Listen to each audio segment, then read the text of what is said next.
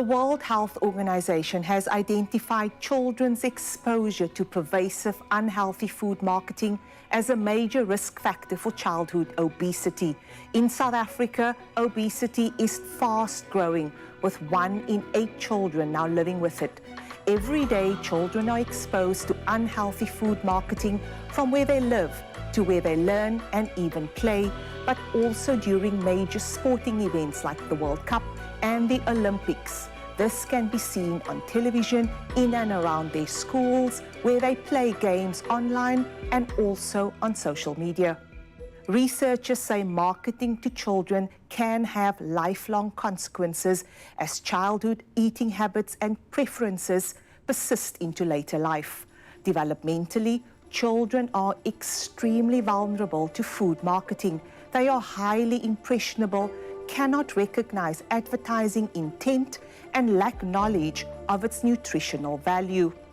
And the WHO has called on countries to enact legislation to protect children from unhealthy food marketing in digital media as an emerging serious threat to children's health and right to privacy. Research shows that during children's viewing hours, a lot of unhealthy food products are being advertised. I guess, simply put, it's just advertising just responds to the economic spaces that are there. It's a cop-out to say, we're responding to the market. By that same logic, we are going to be able to openly sell cocaine. We're looking at 4 in every 10 children who live below the food poverty line in households that don't have enough money to meet the dietary needs of their children.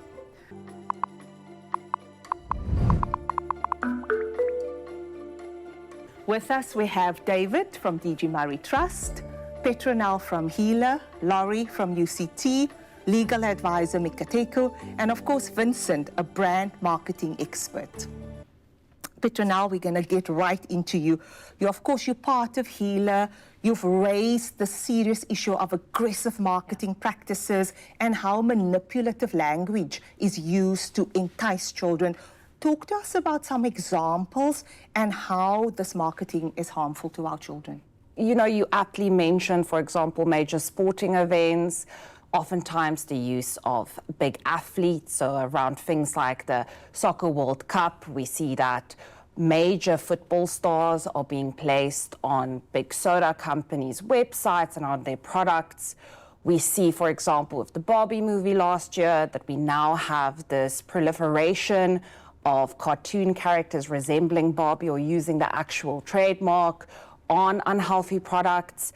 And really what this is doing is making sure that children are eating these unhealthy products. And this is not only a short-term problem, but it's a lifelong concern because children's appetites and their tastes are shifted and changed forever. So we're going to see that same child making those poor dietary choices into adulthood. And at that stage, we don't even know what it's called. It's just the child thinking, I really like sugar. And then we call it taste. But it's something that was carefully manufactured from a very young age within that child. David, you work in the early childhood development space across the country, and we know that the state of malnutrition is absolutely shocking in South Africa. Talk to us about what is really happening. We have such an unequal society in our country that on the one hand, we have people that have far too much food to eat. And so we have a problem of obesity because there's just too much food and too much food being wasted. But on the other hand, we still have a real problem of malnutrition in the country, of undernutrition. We know that about 1,000 children a year die in hospital from severe acute malnutrition. But that's not all. Behind the deaths of another third of children who die below the age of 5, malnutrition is the problem. So we have a big problem there. That's an acute problem. It means that children are not getting enough food at all. But we also have a problem of children that are short for age, children that are what we call stunted, where they're not getting enough protein, but they are getting enough starch. They may not be getting enough micronutrients like iron that is necessary for carrying oxygen in the blood, but they are getting enough starch. And so we have this situation where children are growing up short for age, but even increasingly seen that a number of children are ending up overweight as well. So we have this strange situation of short children who are overweight. And this is obviously driven by the fact that when people go to spaza shops or go to supermarkets, the cheaper goods, the food that they can afford, are the starches, not the proteins. And that's a problem that starts in pregnancy with women who can't afford the milk, they can't afford the nutrient-dense foods, they can only afford the cheaper foods. And so it starts in pregnancy, it carries on in the first few years of life, which is exactly when children need the best food most. In many ways, we're looking at children or families in South Africa that are stuck between a rock and a hard place. We're looking at 4 in every 10 children who live below the food poverty line in households that don't have enough money to meet the dietary needs of their children. And then on the other hand, we have many communities that are flooded with what we call ultra-processed foods, foods that are high in salt and sugar and fat, low in nutrients. And families are having to make incredibly difficult choices around what to feed their children on a very, very tight shoestring budget. And that is at the essence or the crux of the problem we're trying to address here. Vincent, you're an industry expert. Share with us some perspectives on your side of the table. Yeah, certain advertising does talk to the affluent, and that's where maybe the big challenge is at in terms of choice and when to choose. But I'm also seeing that there's a bigger need, and I think in advertising, unfortunately, it's not an issue that can be addressed there. Advertisers respond to budgets that's there, clients require communication to get to their market, and maybe a lot more of the conversation needs to be had there in terms of that ethical value chain. However, I guess, simply put, it's just advertising just responds to the economic spaces that are there. Yeah. Mikatika, you're dying to respond to this before I come to you, Petronelle. I mean, you work in the legal space, you work with marketing, but you also know the law. I made a face because in terms of law, we have the food and beverage, advertising code, and then we also have the child marketing pledge that these big organizations, signed to say that, they will conduct themselves accordingly. It's voluntary, and they're not abiding by it. So even when we do have rules and codes and guidelines, they're just not doing it. Petronelle?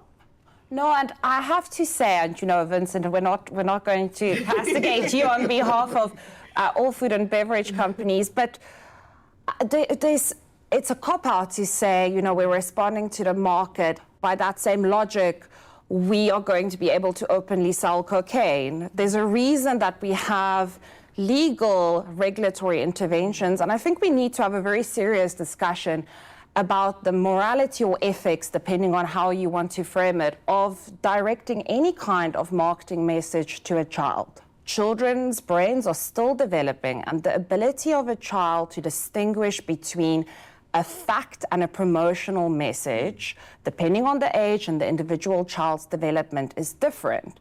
But simply put, you cannot hold a child of 8 to the same standard you will hold an adult of 25.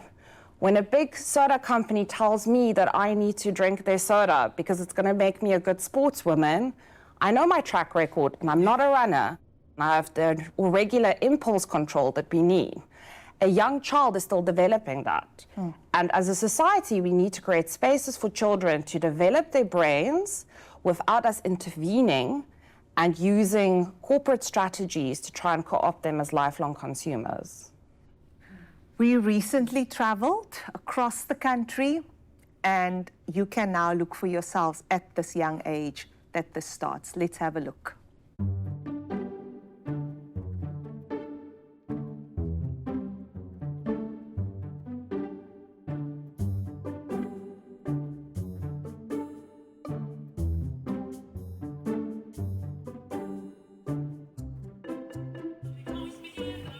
So, which one do you want to eat today?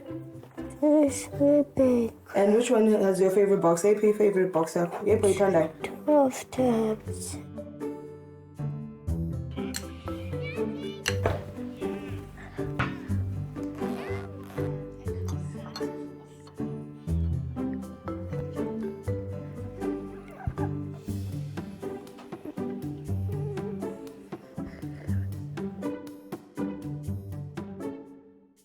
The color and the ads that he sees influences the purchasing a lot. In every ad that he sees, he'll say, "Mommy, come look at this. This is what I want." What's your favorite thing you eat in the morning? Oats. Which one? The blue one. Why? It tastes so nice.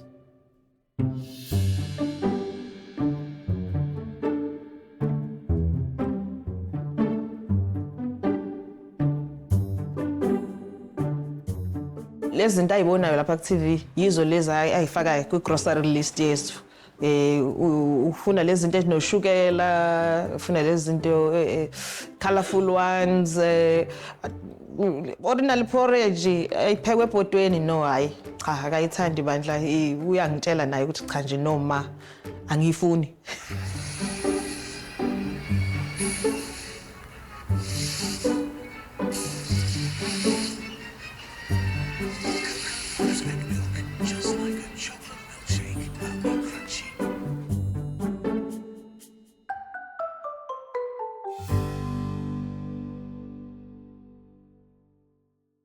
Unless it's blue, he doesn't eat at all. He would rather starve if it's not blue. Can that be considered a kind of violation of our children's rights? Absolutely. What we're seeing is industry targeting children specifically. We've talked about the colors, we've talked about the tastes, we've talked also about the tie-ins with cartoon characters that are designed to capture children's imaginations and to tap into their dreams, their desires, their aspirations in really, really powerful ways. What's not said in those adverts is the ways in which these foods are harmful to health. It says nothing about the extra sugar, the extra sweeteners, the fat. So only part of the message is being sold or told to children.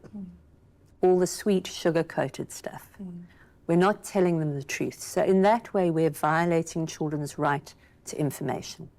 The content of the products, their composition, violates children's rights to adequate nutrition and their rights to health. David has talked about how these foods, overconsumption of these foods that are designed to be addictive, is driving this massive, almost epidemic of overweight and obesity in South Africa. You talked about 1 in 8 children being overweight and obese. That dates back to 2016. Less than 10 years later, we're now looking at 22.6% of children who are overweight and obese. That's nearly double what it was 8 years ago. Vincent, you were nodding in agreement with Laurie. What's your reaction to what you saw? I think it's very problematic at the best of times. And I think when I think about it from a perspective of it is where the industry is sitting at, we do need to be a lot more cautious. And I think enforcement, if I think about alcohol, I think that's one of the areas and spaces where before an ad can air online or in any platform, it needs to be almost like authorized. But the other challenge then becomes the mediums, right? And I think it's going to be not just the advertising agencies putting up their work for approval in the organizations that are set up for children, but I think it goes to a bigger conversation with the parents. Kids are left alone with devices and whatnot. I think it's just that call for parenting as well in terms of some of the mediums that they are consuming, how much of that is regulated. So it's going to be a bigger conversation, but absolutely can get better, and it has to get better. Petronelle, I saw you in my right eye. I think we need to be alive to the realities of a lot of South African parents. Kids, unfortunately, do have to spend large swaths of their time at ECD institutions, so early childhood development institutions like creches and at schools. And we need to start thinking about the environments where the children are, so schools, creches, parks, sporting arenas, but digital, absolutely. They did a study in New Zealand where they put body cameras on children, and within a week, children were exposed to over 5,000 brands. And the important thing about this study is that if you were a child in a lower socioeconomic setting, of the food branding that you saw, you were twice as likely to see an unhealthy product being advertised to you. Mikateko, talk to us about child-directed marketing here in our country. Research shows that during children's viewing hours, or hours where children are watching TV with their families, a lot of unhealthy food products are being advertised, and those include for like fast food, sugar-sweetened beverages, and these industries also then make health claims, more health claims on unhealthy food than unhealthy foods. David, final thoughts on this? You've been listening intently. Yeah, I mean, I think we need to understand the relationship between marketing and price, and the two go together. I mean, we know that there's a reason why industry wants hyper-processed foods. They can extract profits all along the way of the manufacturing chain. So the margins, the markups that they can attain are high. So there's an incentive, there's a reason why they want to do it. And we've got to create a different sort of wave. And I think part of it is ensuring that the industry is not allowed to just willy-nilly go ahead and market in the way that they want to. But I also think we've got to find a way to start marketing the type of products that are nutritious. We need to also ensure that we have a big marketing drive in the same way that industry is doing for the foods that we know are harmful to children. Mm-hmm. Again, we traveled the country and we spent time with adolescents. And again, let's see what their exposure to marketing is. Let's have a look. Favorite internet yami YouTube. Ngihlezi ngibona abantwana badla ama-Kellogg's and bahlezi bangi-advertisela izinto zokuphi energy.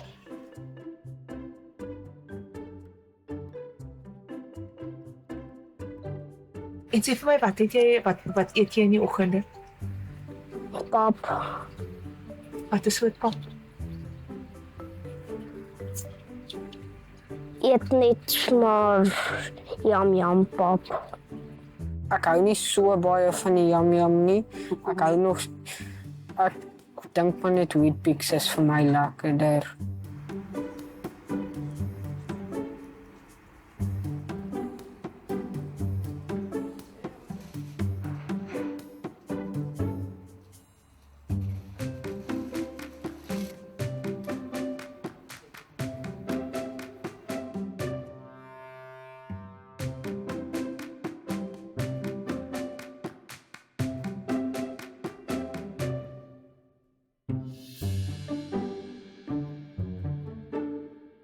Mina kakhulu ngibheka i-TikTok. The ads challenge dijo. Most of the food, they are junk food.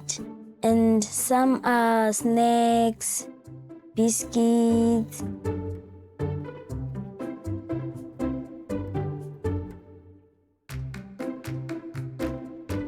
Babona ama-noodles aba-advertise lapha in mhlambe because of bayawabona bona bacanga ukuthi amnandi, you understand, bayafuna.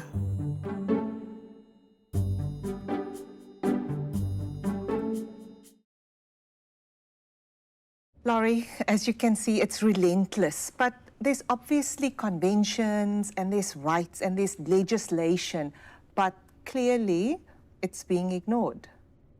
You are absolutely right. The marketing that we see in South Africa is pervasive. It's happening across a range of different platforms, as you saw so clearly in that insert, from the environments in which children live and play and learn, through to what's happening in the digital space. There's been very, very clear guidance issued by the World Health Organization globally, but we're still in the process of putting in place a legislative and regulatory framework in South Africa. At the moment, we have a voluntary code within the advertising space. It's not being sufficiently upheld and respected, but there have been significant initiatives from within government, one of which is the Audio and Audio-Visual Services, Content Services White Paper, that has been led by the Department of Communications and Digital Technology. And that includes provisions to protect children from the marketing of foods that are harmful to health, including foods that are high in salt, sugar, and fat. So that's an incredibly positive move and step in the right direction. The other area where we have stronger regulations is in the area of infant and young child feeding. Globally, we've been concerned about the ways that the formula milk industry is targeting pregnant women and mothers, as well as health professionals, with a whole range of very powerful promotional and marketing strategies in ways that unfairly and unduly and unethically influence infant and young child feeding practices. So we, in South Africa, have set up Regulation 9991, which prevents the promotion and marketing of infant formula products. And that includes not only to mothers and the general public, but also to health professions and health professional associations. So we're trying to close down the space for industry influence. So it's important to understand when we're protecting child health that we're needing to look not just at children as a target for marketing, but also health professionals, as well as academic institutions, where we're starting to see undue conflicts of interest that are swaying the research agenda and the policy agenda in South Africa. Do you think communities themselves recognize these kind of industry aggressive practices? Well, I mean, when we're talking about teenagers and teenagers, I mean, we have to recognize that they are hugely brand aware. It's part of who they are. We saw also just the desire to be part of youth culture. So issues of a desire for belonging, a sense of identity that almost becomes one with brands is in fact the way that many young people today are living. And so the brands become very insidious. They become embedded in the identity of young people as well. So no, I don't think that there's sort of a sense that this is an external billboard that's somehow giving me messaging and I can decide whether or not I want to use it. On the contrary, it's just a way of life that young people have adopted. And it's become sort of just embedded in the way in which they live out their lives. Petronelle, embedded in our lives? I mean, clearly government is there and there should be legislation.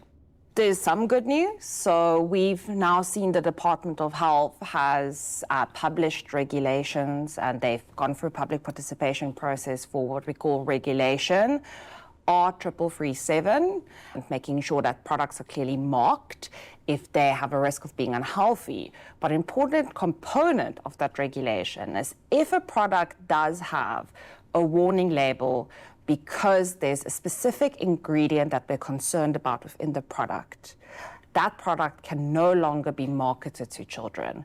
And the regulation says that, but it takes it one step further and sets out a list of strategies and tactics which aligns with the World Health Organization and academic studies on this, and shows us what we deem as child-directed marketing. Chief among them being that products that do carry a warning label can no longer also have mascots, cartoon characters, or celebrities that particularly appeal to children. That, for example, the products cannot contain youth representation, so an advertisement or marketing strategy of such a product can't contain a representation of a child, and that those products don't appeal to specific senses that children are so acutely attuned to. So the example of the blue box, using specific colors and prompts and tastes and elements of children's desire will also then be prohibited. And that is a legal prohibition with a sanction attached.